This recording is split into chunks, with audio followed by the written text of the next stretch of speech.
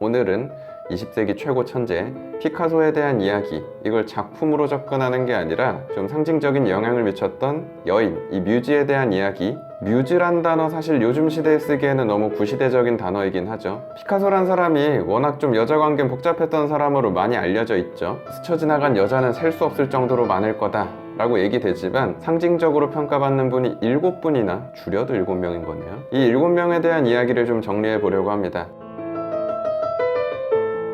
20살 될 때 파리로 왔다가 스페인 사람이다 보니까 프랑스어도 잘 못하고 해서 카사에마스라는 친구에게 좀 의지하면서 지냈었답니다. 근데 이 친구가 제르맹 피쇼트라는 여인에게 사랑에 빠졌다가 고백 거절당하고 스스로 총으로 자살하는 상황이 벌어지는 바람에 피카소가 굉장히 좀 정신적으로 힘들어하는 상황이 벌어지는데요. 힘들었던 그 시기에 이 페르낭도 올리비에란 여인을 만나면서 멘탈이 회복되기 시작하면서 푸른 시대라고 얘기하는 슬프고 우울한 색조 그림 그리다가 장밋빛 시대라고 얘기하는 새로운 예술을 시도했던 이 시기 자체가 페르낭도 올리비에를 만났던 시점이었기 때문에 피카소에게 있어서 첫 번째 사랑이자 시작의 여인으로 많이 소개됩니다. 다만 이때부터 이제 피카소의 그지가 여자 관계가 시작되는 거죠. 페르낭도 올리비에란 연인이랑 그렇게 잘 만나다가 갑자기 에바 구엘이라는 4살 연하의 여인을 만나게 됩니다. 굉장히 아름다웠던 여인으로 소개돼서 피카소가 정신 못 차리고 빠져들어서, 좋게 말해서는 에너지 넘치고 활발하게 움직이는 사람이다 보니까 병약했던 이 에바 구엘이 피카소의 연애 패턴을 맞추기 되게 힘들었다고 하고요. 결국 이분이 폐결핵에 걸려서 점점 죽어갔다고 합니다. 너무 쿨하게 세 번째 여인으로 환승을 해버리게 되는 거죠. 올가 코클로바라는 이 여인 같은 경우에는 러시아에서 명망 있는 가문의 자녀이자 또 유명한 무용수였기 때문에 상류 사회로 피카소가 이때 사실 진입하게 되는 거죠. 처음 결혼을 합니다. 10년이나 함께 살지만 굉장히 좀 이 올가가 힘들어하게 됩니다. 바람을 폈기 때문이죠. 마리 테레즈란 여인인데요. 피카소가 뮤즈 바뀔 때마다 작품이 좀 바뀌는 게, 올가 만날 땐 이렇게 좀 클래식하게 그리다가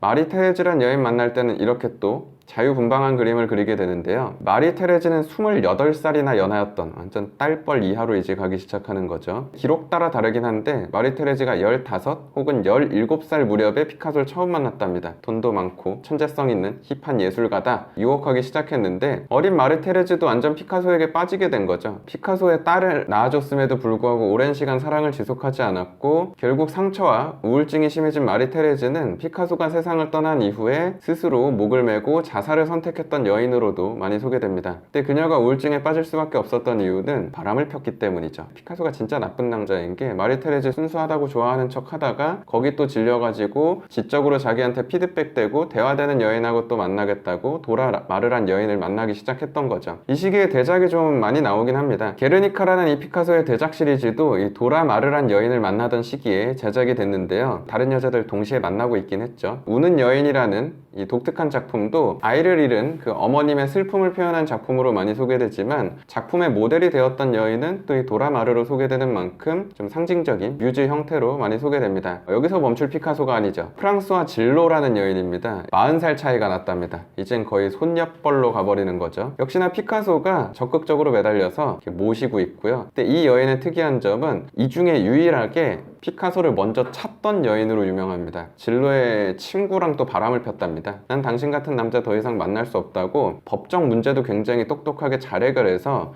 자식들이 피카소의 유산을 많이 물려받을 수 있도록 어찌 보면 참 현명하게 대처했던 여인으로 유명합니다. 근데 피카소의 사랑은 여기서 멈추지 않습니다. 자클린 로크라는 여인을 만나게 됩니다. 46살 연하입니다. 거의 비서처럼 요리나 청소, 운전, 전시를 위한 커뮤니케이션이나 통역까지 다 해줬던 게 이 자클린이란 여인으로 또 많이 소개됩니다. 진짜 피카소에게 말년에는 없어서는 안 될 존재였습니다. 당신은 왜 피카소 같은 할아버지하고 결혼해서 살려고 하냐? 라고 사람들이 물어보면, 나는 세상에서 가장 아름다운 청년하고 결혼했습니다. 오히려 늙은 건 나였죠. 완전 콩깍지 씌인 거죠. 안타깝게도 자클린도 피카소가 세상을 떠난 이후 스스로 생을 마감했던 여인으로도 많이 소개됩니다. 입체파라는 장르를 탄생시키고 다양한 오브제를 이용하는 작품들, 예술의 새로운 가능성을 열었던 천재임은 분명하지만 인간관계에 있어서는 분명 좀 썩 아름답지 못한 면이 있죠. 작품만 놓고 보시는 것도 재밌지만 그 뮤즈로만 접근하셨을 때도 누굴 만나고 있느냐에 따라서 피카소의 작품은 굉장히 좀 많이 경향이 달라집니다. 결국 예술가도 인간이기 때문에 주변인의 영향을 많이 받을 수밖에 없겠죠. 그럼 오늘 피카소에 대한 이야기는 여기서 마치도록 할게요.